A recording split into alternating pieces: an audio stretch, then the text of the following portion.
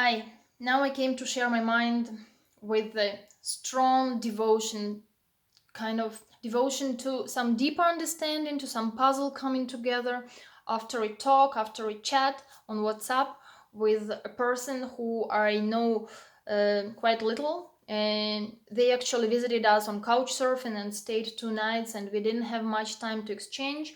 Only that we learned that they are vegans and quite strict vegans, while me and my husband, we are also in the same category, but we are not so strict. We choose not to eat animal products, but still we are quite flexible. Especially me, I like all kind of desserts, and when we are outside, like at home, we really have only vegan products. But when we are outside, anyway, it's not about this.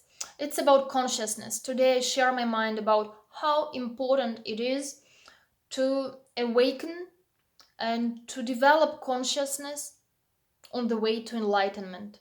How much important it is to get enlightened for all and for ourselves.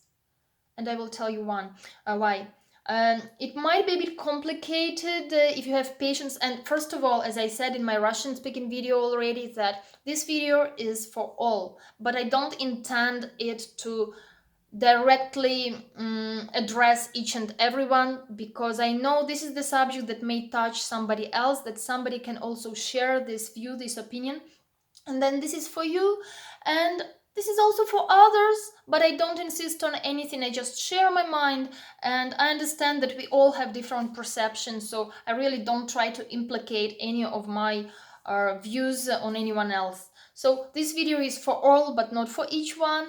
uh, Whoever chooses whatever. Well, I will try to kind of read up for you the messages that we exchanged on WhatsApp, because the woman was leaving and she felt a bit sick, and I just wanted to get to know how she's doing, and we exchanged messages in the Russian language, so I'll try to adapt that. Well, as I said, she was sick and asked how she was doing, and I knew that she had taken a pill. And myself and my husband, we actually don't take traditional medicine. We use homeopathy for balancing our body. I don't even say we use homeopathy for treatment, for treating our health. We really use it for balance, and then there is no need to treat anything because diseases don't happen. But who knows? We live, we are alive, and everything may happen. But this is our choice. Same as in all other things, we try to live out of choice.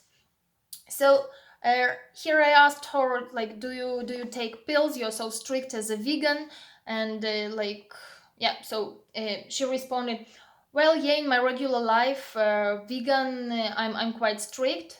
I won't take voluntarily food into my mouth, which is not vegan. I would better probably take palm oil with sugar, which we both are laughing that this is not healthy. And then she says, and what is in the contents, in the ingredients of the pills? Yeah, this is like, she shows the smile like this, oh, crazy. And yeah, also in the car we have seats cover made of leather and so on, so we can't get rid of all that. And also we have many dogs and cats who we saved, and then we feed them on some meat byproducts. And then if it comes to any surgery, for example, then of course we will have to use some help for ourselves, which was tested on animals, so we can't escape it. um, and then I reply, yeah, actually there are cases when we should try to be flexible with consciousness, with mindfulness, that we are using the resources of the planet. And moreover, we are the highest group in the chain of this existence, and we use our own force against those who are down, who are below us in the chain. And but we should do it consciously. When we do it with understanding that this is an exception and not the rule, because life anyway is built on the principle of survival, and survives the one who is stronger. So this was my main idea, which already I wanted to come and share, and it will still shape into something even deeper later on.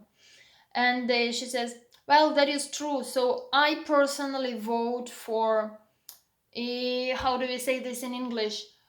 Distinguishment of the human race. Distinguishment, that all people die, disappear. I think distinguish. No, something like that. You understood me. And I said, wow, I even didn't think about that. Really, I didn't. I thought more about myself, that I'm living this life, and like, this is kind of a burden to see inside, not just on the surface, not just in all these games and delusions, but see inside the reasons for our living, and how we are living, and how much we are actually obliged to live. This is not my choice. This is not my choice to live. I was not choosing it. And as I said in one of my videos, that the right question is not what for do I live, what is my designation, but why? Why do I live? What happened that I was born? And so here I say, wow, I didn't think about this. Extinction is the word, not distinction. Extinction of the humankind. So I didn't think about that. But now, when I think about it, and she writes, actually, there is less use from us rather than the damage, the harm. And I say, now when I think about this, actually I would vote for bringing the humankind to consciousness and mindfulness, to understanding of the truth of this existence, which will lead not to extinction, not to the extinction, but to enlightenment. And then there won't be rebirth. So then this will be stopped only. And she says, wow, I don't think this is really possible. Well, I say, that's impossible, but if voting already for something, then voting for something which will approach us closer to the true idea, true result. Because if we move in this direction, at least we can become closer, and the percentage will become higher. It might be not 100% that we will be extincted, but anyway, we will change the way of living. It will be mindful way of living, and we will go towards that goal of our voluntarily extinction, not that negative way of extinction that all would just die because we are harmful to this planet, to this life, but because we would understand what is what. We would understand that these all are games, these all are illusions. Well, and then I just take the example of what we had discussed a bit before. And I say, for example, I want to get rid of taking sugar, and at home there is no more white sugar. As minimum, this is already something good. And then I even stop taking brown sugar, and I use only syrup of agave, or for example syrup of dates. And this is not 100%, but the quality of life, the consciousness of what we are doing is like mindfulness of what we are doing, and which influences our general consciousness of understanding, of feeling, of being the one, of feeling it, knowing it, living it. It is changing. And then she still continues a bit. She says, globally, from a person, there is more harm than use. And I can, but anyway, as I see myself, that with one hand I save a kitten, and with the other hand I kill a chick. This is kind of an expression that, and she says, and I think about this each time when I feed animals, when I feed like dogs and cats, who we saved a lot, because they use some byproducts, as I said, animal byproducts. Well, I say that is true. We produce lots of harm. We give lots of harm. But what's the choice? Only mindfulness. Only way to enlightenment. Otherwise, we will be born again and again. We will reincarnate. So, this is enlightenment, not only for yourself, but for the sake of all. And she writes, Yeah, being born is really um, unnecessary, especially with this overpopulation. And in current conditions, that is true. Mindfulness is all that we have.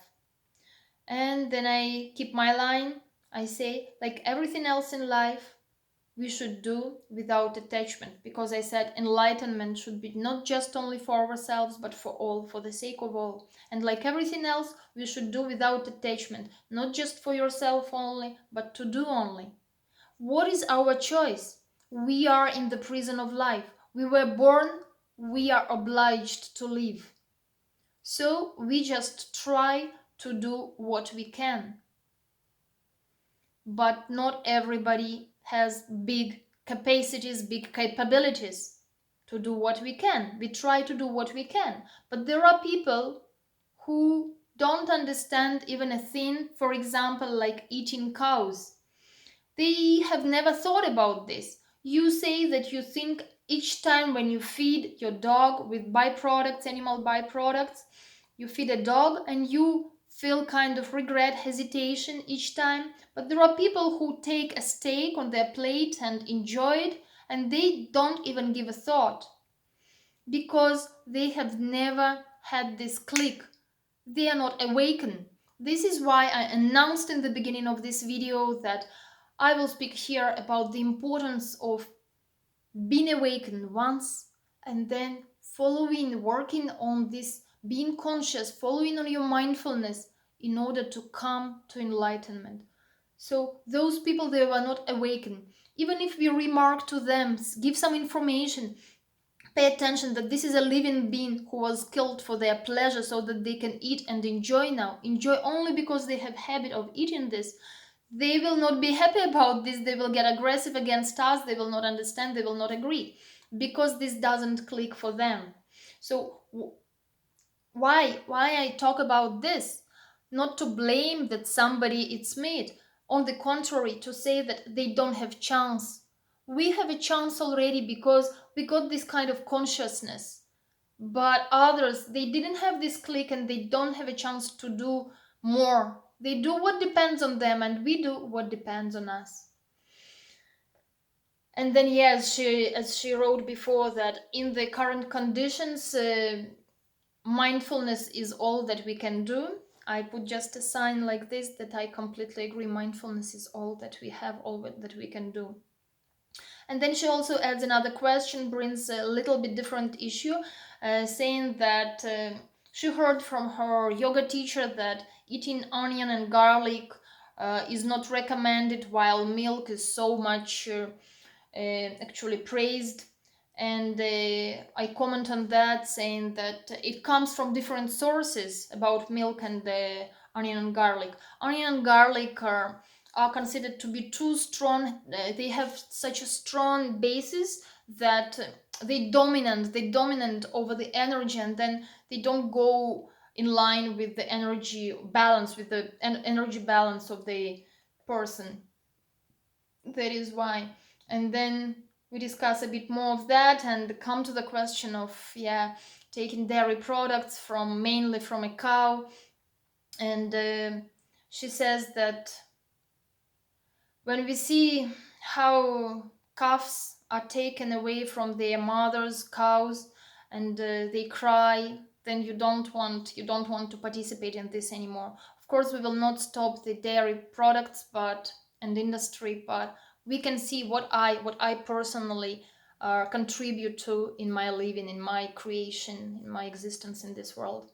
And then generally she says, what an adult in the nature drinks milk from another class, from another, how do we call this, like class, not class types, like from other animal. Yeah, and here it touches me a lot because previously I had experienced a great click in this, that I felt like, oh, that is true. I never thought that the milk comes from an animal. This is an animal. The animal is created for an animal. Taking milk from the cow, it's like sucking the milk from the cow directly. We never do that. I think those who appreciate dairy products, they still wouldn't appreciate it if we offer them to go and take it directly from the cow. And it clicked to me, and I felt like, huh, it's like, it's like having sex with the animal. It's quite the same. It's quite the same. This is how I felt it. And anyway, she brought an example that sometimes one animal saves the other animal. When there was a case or something, I don't remember, when a wolf was given milk to some other forest animal, and like this it saved. And of course we all look at it with this kind of admiration and adoration, and that is true, and this is good, but this is at the level of the instinct.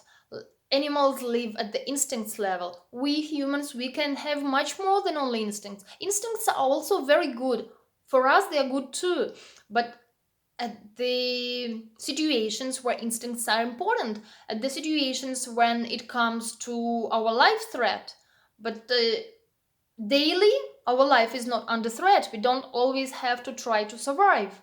So we should be living by bigger concepts, by contributing to this planet and by trying to harm it less as possible. We can't not harm at all, because as I said already, we are on the top of this chain, we are highest. So the strongest survives, and we have to use the resources, everything that is around us, because we are so strong and powerful. But because we are so strong and powerful, and we also have consciousness, we have a chance to regulate that, to balance that, to do less of the bad and to do more of the good. And we touched also the topic then that it's not only milk, that it's not only meat of the cows, it's also the horses and monkeys and dogs that they eat in Vietnam, in China. And I said I just finalized our discussion, because soon later she just had her boarding for the flight. And I finalized our discussion saying that everything happens in our mind. Whatever we are used to from the childhood, whatever we saw regularly from the childhood, this is what we do. This is what is normal for us. If we had seen people eating other people, we would also consider it normal, and we would also do that. And I also used to like lots of food and lots of things in my previous unconscious life. Previous, I mean, still in this body and still in this Katerina's reincarnation, but it is previous for me after this click. And I used to like many things when I used to live by the standards of comforting myself, by the standards of meeting my pleasures, satisfying my pleasures, which is not more the issue for me. I don't live anymore for pleasure. I live for discovering the truth of this existence, being that, and acting based on that. Well, this is what I really wanted to share. I will not try to make any conclusions, no recommendations here. Just thank you if you listen to this. Nice if it clicks, because we always like that somebody understands. Sorry if it doesn't click and somehow it touches you and you feel like, I don't know, I didn't intend to do anything wrong, anything bad against anyone. I'm just sharing my mind. Thanks.